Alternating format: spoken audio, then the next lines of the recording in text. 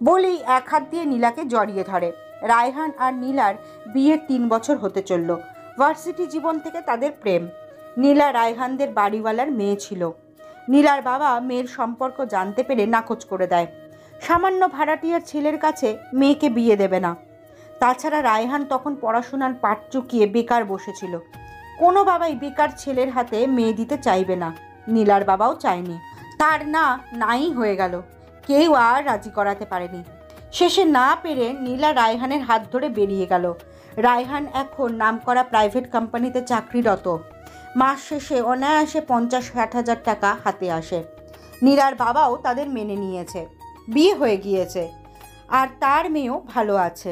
না মেনে নেওয়ার তো কোনো কারণ নেই। আরে ভাই, আমাদের ভাবি তো মাশাল্লাহ। কে বলতে পারে ভাবিকে দেখে তোর মনও পাল্টে যেতে পারতো।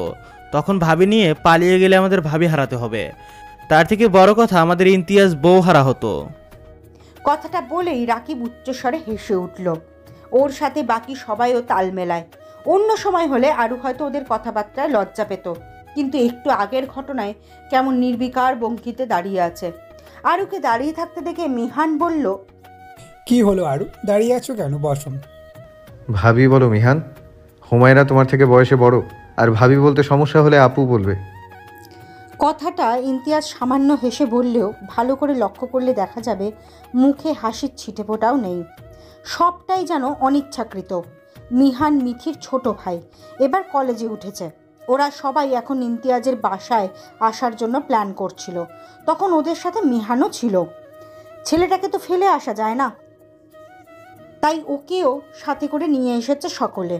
মিথি ভাইকে ধমকে উঠল, এসব কি মিহান? তুমি আরুর নাম ধরে কোন সাহসে ডাকলে? ও তোমার থেকে বয়সে বড়, তা কি মাথায় নেই? সরি বলো ওকে। বোনের ধমকে মিহান চুপসে গেল। এতগুলো লোকের সামনে ধমক দেওয়াতে লজ্জাও পেল। মিনমিনিয়ে বলল, আপু আমি তো। চুপ, একটা কথাও বলবে না, সরি বলো। থাক মিথি, বাচ্চা ছেলে ভুল করে ফেলেছে, এরপর আর এমন করবে না, তাই না মিহান? মিহানের দিকে শান্তভাবে তাকিয়ে বলল ইমতিয়াজ। ইমতিয়াজের শান্ত দৃষ্টি দেখে মিহান থতমত খেয়ে গেল। কোনো রকমে মাথা নাড়িয়ে হ্যাঁ বোঝায়। আরও নীরব দর্শকের মতো তখনও ঠায় দাঁড়িয়ে আছে। না কোনো কথা বলছে আর না কারোর দিকে তাকাচ্ছে। নীলা পরিস্থিতি স্বাভাবিক করার জন্য আরুর হাত ধরে ইমতিয়াজের পাশে বসিয়ে দেয়। ইমতিয়াজ যে হাত ধরেছিল, নীলাও সেই হাত ধরাতে আরও ব্যথা পেল। তবুও মেয়েটা কোনো শব্দ করল না। দাঁতের দাঁত চেপে ব্যথা সহ্য করে নেয়। আরও ইমতিয়াজের থেকে দূরত্ব বজায় রেখে বসল। ইমতিয়াজের এমন দূরত্ব সহ্য হলে তো সবার অগোচরে কোমর চেপে নিজের কাছে টেনে নিয়ে আসে মেয়েটাকে। দূরে কেন থাকবে? দূরত্ব ওর সহ্য হয় না। সবার হাসাহাসির শব্দে পুরো বাড়িতে তরঙ্গের সৃষ্টি হচ্ছে। নিস্তব্ধ হয়ে থাকা বাড়িটার কোনায় কোনায় হাসির শব্দে মুখরিত। মনে হচ্ছে বাড়িটা প্রাণ পেল নতুন করে। সারাদিন তো আরও একা একাই থাকে। আজ এতগুলো মানুষকে দেখে ভালো লাগছে তার। তবে তখনকার কথা মাথায় এলেই মনটা বিষিয়ে যাচ্ছে। তবু আরু নিজের মন খারাপ কাউকে বুঝতে দিল না। সবার সাথে নিজেও টুকটাক কথা বলছে। যাই হয়ে যাক, কথা না বলে তো আর থাকা যায় না। নিজের মন খারাপ বা তাদের মধ্যে যা হয়েছে তা তো আর এদের বুঝতে দেওয়া যাবে না। তারা ইমতিয়াজের বন্ধু হলেও ব্যাপারটা তাদের স্বামী স্ত্রীর ব্যক্তিগত বিষয়। ব্যক্তিগত ব্যাপার যত লোকচক্ষুর আড়ালে রাখা যায় ততই ভালো। সবাইকে জোর করেও ডিনার করানো গেল না। নাস্তা খেয়ে সকলের পেট ভর্তি। এত এত আইটেম খাওয়া হয়েছে যে আর জায়গায় নেই। রাতে আর কিচ্ছু খাওয়ার দরকার পড়বে না। তবে ওরা বলেছে অন্য একদিন এলে ডিনার না করে যাবে না, জমিয়ে খাবে। ইমতিয়াজও ওদের সাথে বাইরে গেল। কখন আসবে আরুকে বলে যায়নি, হয়তো বলে যাওয়ার প্রয়োজন মনে করেনি। একটু আগের হাসি তামাশার ভরপুর বাড়ি যেন আবার নিস্তব্ধ হয়ে গেল। আরুর মনটা ভার হয়ে আসে। চোখ বেয়ে উপচে পড়ে অশ্রু রাশি। ইমতিয়াজের ব্যবহারটা আরও মেনে নিতে পারছে না। ও তো ইচ্ছাকৃতভাবে এমন করেনি। তাহলে পুরুষের থেকে যত্ন আহ্লাদ পাওয়া মেয়েগুলো যেন এমনই হয়। তারা তাদের কড়া নজর সহ্য করতে পারে না। কটু কথা তো একেবারেই না। আরও তাদের বিপরীত নয়। ইমতিয়াজ বেশ রাত করে বাড়ি ফিরল। রুমে ঢুকে দেখলো পুরো রুম অন্ধকার হয়ে আছে। ইমতিয়াজ আর আলো জ্বালায় না। অন্ধকারে মেঝেতে পা গুটিয়ে বসলো, ঠিক আরুর সামনে। চাঁদের আলোয় মেয়েটার মুখ স্পষ্ট দেখা যাচ্ছে। দুহাত তুলে ছুঁয়ে দিল ঘুমন্ত আরুর মুখশ্রী। আলতো করে হাত লাগলো মেদুর গালে। ইমতিয়াজের স্পর্শে আরু নড়ে চড়ে আবার ঘুমিয়ে পড়ে। হঠাৎ করে ইমতিয়াজের এক হাত আঁকড়ে ধরে মেয়েটা। ইমতিয়াজ কিছুটা অপ্রস্তুত হয়ে পড়ে। মেয়েটার ঘুম ভেঙে যায়নি তো আবার? না, গভীর ঘুমে আচ্ছন্ন। আরুর হাতে চোখ পড়তে ইমতিয়াজের কলিজা মোচড় দিয়ে ওঠে। নিজের ওপর রাগ হচ্ছে তার। ও কিভাবে এমন একটা কাজ করতে পারলো? ফর্সা হাতে 5 আঙ্গুলের ছাপ ছেপে গেছে। মেয়েটা ব্যথা পেয়েও টু শব্দ পর্যন্ত করেনি। উল্টো তার রাগ ভাঙাতে চেয়েছে, আর ও কিনা ওর পাখিটাকে এমনভাবে আঘাত করলো। ইমতিয়াজ আরুর হাতটা নিজের হাতের মুঠোয় নিয়ে দীর্ঘ সময় ঠোঁট দিয়ে ছুঁয়ে রাখে। ইমতিয়াজের স্পর্শে মেয়েটার ঘুমের মতো কেঁপে কেঁপে উঠছে। ইমতিয়াজ বারান্দায় দাঁড়িয়ে সিগারেট ফুঁকছে। সে অত একটা সিগারেট খায় না, মাঝে মধ্যে বন্ধুদের সাথে আড্ডায় বসলে 2-1টা টান দেয়। আজ অনেক দিন পর সিগারেট মুখে নিল। বাতাসের সাথে সিগারেটের ধোঁয়া মিলিয়ে যাচ্ছে। নারীরা একটু কিছু হলে চোখের পানি, নাকের ফানি এক করে ফেলে, কিন্তু পুরুষরা শত কষ্ট পেলেও তা প্রকাশ করতে পারে না। তাই কষ্ট কমাতে একমাত্র সঙ্গী হিসেবে সিগারেট বেছে নেয়। পুরুষ মানুষ নিকোটিনের ধোঁয়া উড়িয়ে যে শান্তি পায়, সে শান্তি হয়তো আর কোনো কিছুতে পায় না। আচ্ছা, সিগারেট খেলেই কি কষ্ট নিবারণ হয়? বুকের জ্বালা পোড়া কমে যায়? কমে না, বরং সিগারেটের তীব্র তাপে দগ্ধ হয় তাদের হৃদয়। বোকা পুরুষ তা বুঝলে তো? ইমতিয়াজ বিকেলের কথা ভাবছে। বিকেলে ইমতিয়াজ যখন আরুকে দেখতে ব্যস্ত ছিল, তখন আরও একটা চোখ আরুকে দেখছিল, মিহান। মিহানকে আরুর দিকে এক দৃষ্টিতে তাকিয়ে থাকতে দেখে ইমতিয়াজ অবাক হয়েছিল। ওর দৃষ্টি অনুসরণ করে আরুর দিকে তাকাতেই ইমতিয়াজের মেজাজ খারাপ হয়ে যায়। মিহান আরুর বুকের দিকে তাকিয়েছিল। ইমতিয়াজ যেখানে বৈধতা পেয়েও আরুর দিকে অন্য দৃষ্টিতে তাকায় না, সেখানে একটা বাচ্চা ছেলে কিনা এভাবে দেখছে। মিহানের ওপর রাগ সে আরুর ওপর দেখালো। মেয়েটা এত নির্বোধ কি করে হতে পারে? আঁচল সরে গিয়েছে, সেদিকে কোনো খেয়াল নেই। মেয়েদের 6th সেন্স নাকি অনেক প্রখর। কোনো ছেলে তাদেরকে দূর থেকে দেখলেও নাকি তারা বুঝতে পারে। তাহলে আরও কেন মিহানের দৃষ্টি বুঝতে পারল না? মিহান উঠতি বয়সের ছেলে, ওদের নিষিদ্ধ জিনিসের প্রতি প্রবল আগ্রহ থাকে। এ সময় ছেলে মেয়ে বেশিরভাগ অনৈতিক কাজে জড়িয়ে যায়। ঠিক ভুল বিচার করতে পারে না। চোখের সামনে যা দেখে তাই ভালো লাগে। তাই তো বোন সমতুল্য আরুর দিকে কামুক দৃষ্টিতে তাকাতে বিবেকে বাঁধেনি। ইমতিয়াজ মিহানকে নিজের ভাইয়ের মতো স্নেহ করে, কখনো মিথির ভাই হিসেবে আলাদা নজরে দেখেনি। ইমতিয়াজ চাইলে মিহানকে অনেক কিছু বলতে পারত, কিন্তু কিচ্ছু বলল না, কারণ মিহান তো জানেই না যে ওর দৃষ্টি ইমতিয়াজের নজর এড়ায়নি। ছেলেটা জানলে নিজেই নিজের চোখ নিচে নেমে। ইমতিয়াজ দীর্ঘশ্বাস ফেলল। মিহানের কাজটা ও ঠিক হজম করে উঠতে পারছে না। বিষয়টা হজম করার মতোও নয়। ইমতিয়াজ চাইলে তখনই মিহানকে অনেক কিছুই বলতে পারত। চাইলে 2-একটা চড় থাপ্পড়ে মেরে ওর ভুলটা ধরিয়ে দিতে পারত, কিন্তু না, ও কিচ্ছু বলেনি, না কিছু করেছে। কিছু কিছু ক্ষেত্রে চুপ থাকাটা প্রয়োজন। আজ যদি ইমতিয়াজ মিহানকে কিছু বলতো, বিষয়টা ভালো দেখাতো না। তাছাড়া মিথি জানতে পারলে আরও ঘেটে যেত। নিজের ভাই বলে ছেড়ে দিত না মেয়েটা, বরং তুলকালাম বাঁধিয়ে ফেলতো। তাদের বন্ধুত্বে এতে কোনো প্রভাব না পড়লেও মেয়েটা লজ্জায় আগের মতো স্বাচ্ছন্দ্যে কথা বলতে পারতো না। অস্বস্তিতে গাঁট হয়ে থাকতো সর্বদা। ভাই বোনের মধ্যে দূরত্ব তৈরি হতো। দরকার কি এসব ঝামেলা করার? বিষয়টাকে ভুলে যাওয়াই শ্রেয়। সামান্য একটা ভুল, ও এমন কিছু না। এটা নিয়ে না বাড়াবাড়ি করার কোনো প্রয়োজন আছে, আর না কাউকে এই বিষয়ে অবগত করা দরকার। সবথেকে ভালো ব্যাপারটা সকলের অজানাই থাক। অথচ ছোট ছোট ভুলগুলো একসময় বড় আকার ধারণ করে। পরিস্থিতি তখন হাতের বাইরে চলে যায়। চাইলেও কিছু করা সম্ভব হয় না। ছোট ছোট ভুল থেকেই লাগাম টানতে হয়, যেন পরবর্তীতে এমন ভুল করার সাহস না পায় কেউ। কখনো আবার ছোট ছোট ভুলগুলো অদেখা করে যেতে হয় সম্পর্ক স্বাভাবিক রাখার জন্য। সকলের অজানা অদেখা থেকে যাক অনেক বিষয়ে। সবটা নির্ভর করে পরিস্থিতি এবং মানুষের দেখার উপর। তাছাড়া মিহানের জায়গায় অন্য কেউ থাকলে ইমতিয়াজ ভয়ঙ্কর শাস্তি দিত। সুস্থ থাকার মতো অবস্থায় রাখতো না তাকে। যেমন রবিনকে ছেড়ে দেয়নি, তার অবস্থাও খারাপ করে দিত। এখন ছেড়ে দেওয়ার একটাই কারণ হলো মিথি। আর তাছাড়া ছেলেটাকে সে ভাইয়ের মতো দেখে, তাকে শাস্তি দেবে কি করে? আর কোন কারণেই বা শাস্তি দেবে? তার বউয়ের দিকে খারাপ নজরে তাকানোর জন্য? ইমতিয়াজ যেন আরুর কান্না ভেজা মুখটা ভুলতে পারছে না। চোখ বন্ধ করলে মেয়েটার ক্রন্দনরত মুখশ্রী ভেসে উঠছে বারবার। মেয়েটা কত ছটফট করেছে, তার রাগ ভাগানোর চেষ্টা করেছিল তখন।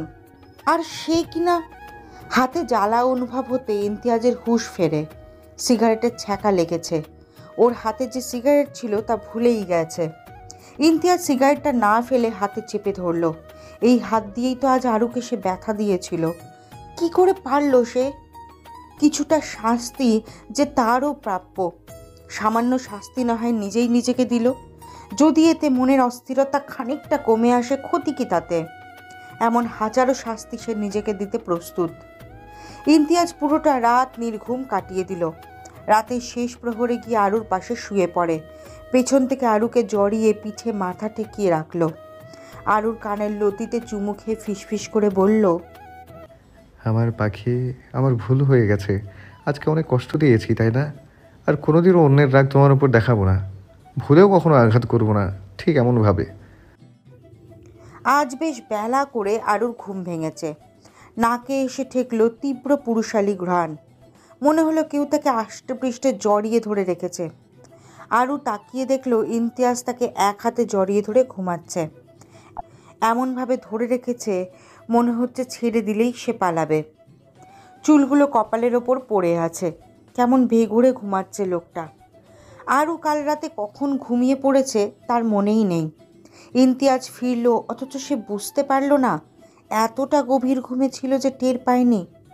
কাল রাতে ইমতিয়াজ কখন বাড়ি ফিরল? ওকে ডাকলো না কেন? খেয়েছে তো, নাকি ওর মতোই না খেয়ে ঘুমিয়ে পড়েছে? আর বেঘুরে কেন ঘুমাচ্ছে? সারা রাত কী করেছে? ঘুমায়নি নাকি? এত এত প্রশ্ন আরুর মনেই রয়ে গেল। ইমতিয়াজকে আর জিজ্ঞেস করা হয়নি। লোকটা যে ঘুমে মগ্ন, জিজ্ঞেস করবে কিভাবে? ঘুমটা ভাঙাতে ইচ্ছে করলো না। থাক, ঘুমাক। দেখেই বোঝা যাচ্ছে রাতে হয়তো ঘুম হয়নি ঠিক মতো। মুখটা কেমন শুকিয়ে গেছে। কাল রাতের কথা যেন আরু বেমালুম ভুলে গেল। আসলেই কি ভুলে গেল? ভুলে যাওয়া সম্ভব? আরু ঘাড়কাত করে দেওয়াল ঘড়িতে সময় দেখে নিল। 9:30 বাজে। এখন না উঠলে অনেকটা দেরি হয়ে যাবে।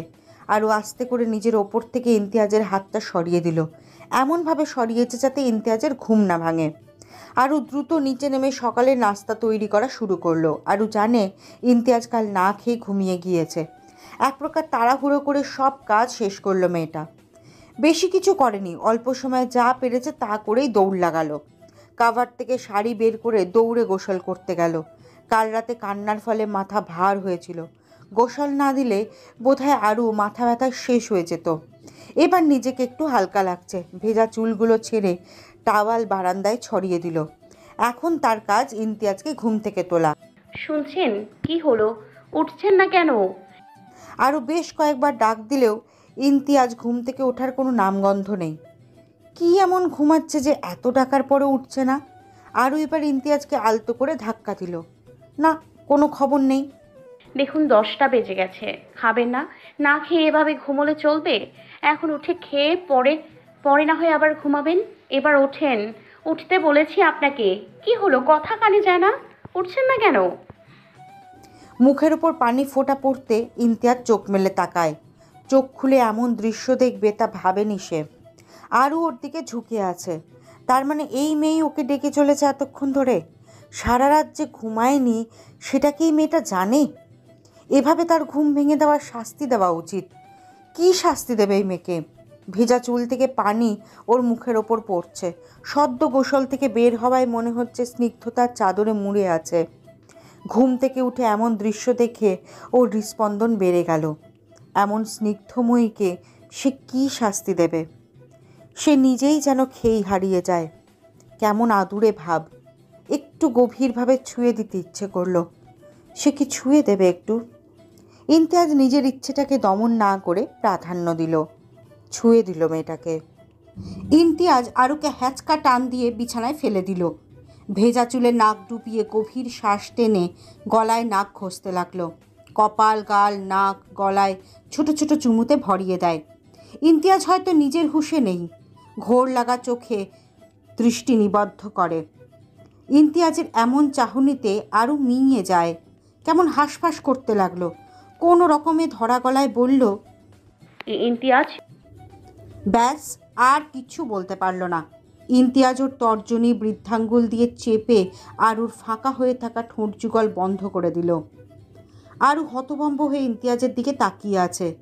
এর আগেও ইমতিয়াজ ওর একটু ধারে কাছে এসেছে, কোলে মাথা রেখেছে, কপালে চুমু খেয়েছে, তখন তো এমন লাগেনি। কিন্তু আজ যেন ওই ঘোলাটে চোখে নিজের সর্বনাশ দেখতে পাচ্ছে। ইমতিয়াজের চঞ্চল অস্বাভাবিক চোখের দৃষ্টি এখনও আরুর ঠোঁটে নিবদ্ধ। বৃদ্ধাঙ্গুল দিয়ে আরুর ঠোঁটের কোণায় লেগে থাকা পানির ফোঁটাটুকু মুছে দিল। আরু নড়াচড়া বন্ধ করে পাথরের মূর্তির মতো শুয়ে আছে। ইমতিয়াজের চোখ থেকে নিজের দৃষ্টি সরায়নি। আজ কেন জানি ওই চোখের ভাষা আরু বুঝতে পারছে না। ইমতিয়াজ অধৈর্য হয়ে আরুর অধরে নিজের অধর ডুবিয়ে দেয়। অনেকটা সময় পেরিয়ে গেলেও ইমতিয়াজ আরুকে ছাড়ল না, বরং নিজের সাথে আরও মিশিয়ে নেয় মেয়েটাকে। আরুর দম বন্ধ হয়ে যাওয়ার মতো অবস্থা। ছাড়া পাওয়ার জন্য ছটফট করতে লাগলো। ইমতিয়াজ যেন হুঁশে ফেরে, আরুকে ছেড়ে দেয়, তবে নিজের থেকে দূরে সরায় না। আরুর কানের কাছে মুখ নিয়ে আস্তে আস্তে বলল, আম সরি পাখি, কালকের জন্য দুঃখিত। বিশ্বাস করো আমি এমনটা করতে চাইনি, কিন্তু নিজের রাগটাও কন্ট্রোল করতে পারিনি। আর এমন হবে না। আরও কিছু বলল না, হয়তো বলার মতো কিছু খুঁজে পেল না। একে তো প্রথমবার ওকে এভাবে কাছে টেনে নিল, তার ওপর আবার কালকের ঘটনা। ইমতিয়াজের করা কাজ ও ভুলতে পারছে না। কালকে ঘটে যাওয়া প্রতিটা দৃশ্য চোখের সামনে ভেসে উঠছে। আরও চোখ বন্ধ করে নিল। ও এসব একদম ভাবতে চায় না। ইমতিয়াজ আরও নীরবতার কারণ বুঝল হয়তো। মেয়েটাকে কোলে করে নিচে নেমে আসে, পা দিয়ে চেয়ার টেনে নিয়ে বসালো। হাতে টোস্ট করা ব্রেড নিয়ে তাতে এক কামড় দিয়ে আরুর মুখের সামনে ধরে। আরু চুপচাপ কামড় বসায়। কারোর মুখে কোনো কথা নেই। ইমতিয়াজ নিজে খাচ্ছে কম, আরুকে খাওয়াচ্ছে বেশি। বাটি থেকে এক টুকরো আপেল নিয়ে আরুর মুখে তুলে ধরল। আরু আপেল চিবাতে চিবাতে বলল, আর খাবো না। ইমতিয়াজও আর জোর করে না। ইমতিয়াজ ভাবছে কিভাবে আরুর মন ভালো করা যায়। ও নিজেদের মধ্যে কোনো দূরত্ব চায় না। আরুকে এমন মনমরা হয়ে থাকতে দেখতে ইমতিয়াজের ভালো লাগছে না। ইমতিয়াজ অনেক ভেবে ঠিক করলো আরুকে নিয়ে বের হবে। আর এমনিতেও নিজের ব্যস্ততায় মেয়েটাকে নিয়ে কোথাও যাওয়া হয় না। হুমায়রা, আরু ওর মায়ের সাথে কথা বলছিল। ইমতিয়াজের মুখে নিজের নাম শুনে ওর দিকে দৃষ্টি নিবদ্ধ করলো। মুখে কিছু কথা না বলে মাথা উঁচিয়ে ইশারায় জানতে চাইল। কি? আরুর কাণ্ডে ইমতিয়াজ মৃদু হাসে, তবে কিছু একটা মনে করে তা আবার মিলিয়ে গেল। বাহিরে বের হও। আচ্ছা যান, আমাকে বলে যেতে হবে না। কখন ফিরবেন? বেশি রাত হবে কি? মানে আমি রাতে একা থাকতে পারি না, জানিনি তো। না চাইতেও কথাগুলো বলে ফেলে। প্রথম কথাগুলো একটু জোরে বললেও শেষের কথাগুলো মিনমিন করে বলল। ইমতিয়াজের মিলিয়ে যাওয়া হাসিটা যেন আবার দৃশ্যমান হয়। কিছুটা গম্ভীর স্বরে বলল, রেডি হয়ে নাও, আমি একা যাচ্ছি। কে বলল তোমাকে? তুমিও যাবে আমার সাথে। আরও কোনো হেলদোল না দেখে আবার বলল, আচ্ছা শোনো, বলছিলাম কি, জি বলুন। ইমতিয়াজের দিকে পূর্ণ দৃষ্টি দিয়ে আরও জিজ্ঞেস করলো। আরুর তাকানোতে ইমতিয়াজ বোধহয় একটু হিমশিম খেলো। খাওয়ারই কথা, যে মেয়ে আগে ওর দিকে চোখ তুলে তাকাতো না, সে মেয়ে কিনা ওর চোখে চোখ রেখে কথা বলছে। ভয়টায় পায় না নাকি? একটু আগেও তো মিনমিন করছিল, এখন আবার কি হলো? ইমতিয়াজ একটু থেমে বলল, শাড়ি পরবে? আরু দৃষ্টি না সরিয়েই বলল, দেখতে পাচ্ছেন না শাড়ি পরেই তো আছি, আর কি শাড়ি পরবো? ইমতিয়াজ হালকা কেশে গলা পরিষ্কার করে বলল, না মানে বলছিলাম কি, তুমি তো একটু পরে বোরকা পরে প্যাকেট হয়ে যাবে। আজ বোরকা না পরলে হয় না? কি? আরু ইমতিয়াজের দিকে অবিশ্বাস্য দৃষ্টিতে তাকায়। আরে মেয়ে, চেঁচাচ্ছ কেন? চেঁচানোর মতো কিছু বলেছি? দিন দিন বেয়াদব হচ্ছ হুমায়রা। স্বামীর মুখে মুখে কথা বলো। ইমতিয়াজের কথায় আরও একটু থতমত খেলো। ও বেয়াদবি কখন করলো? না হয় একটু উঁচু গলায় কি বলে ফেলেছে তাই বলে বেয়াদব বলবে? আরুর অভিমান না কমে ইমতিয়াজের কথায় আরও বাড়ল বোধহয়। নিজের দৃষ্টি সরিয়ে নিচু স্বরে বলল, আমি বোরকা ছাড়া কখনো বের হইনি। শাড়ি পরে কিভাবে বের হব? আর কেউ একজন বলেছিল তার বউ যেন অন্য কারোর সামনে শাড়ি পরে না যায়। হ্যালো গাইস, ভিডিওটি ভালো লাগলে একটু লাইক করে দিও আর অবশ্যই কমেন্ট করে জানাও ভিডিওটি তোমাদের কেমন লেগেছে। আর ভিডিওটির পরবর্তী পার্ট খুব তাড়াতাড়ি আসবে, তো যারা এখনও চ্যানেলটিকে সাবস্ক্রাইব করোনি প্লিজ পরবর্তী পার্টগুলো দেখার জন্য চ্যানেলটিকে সাবস্ক্রাইব করে পাশে থাকা বেল আইকনটি প্রেস করে দিও। ধন্যবাদ সবাইকে, আমাদের সাথেই থেকো।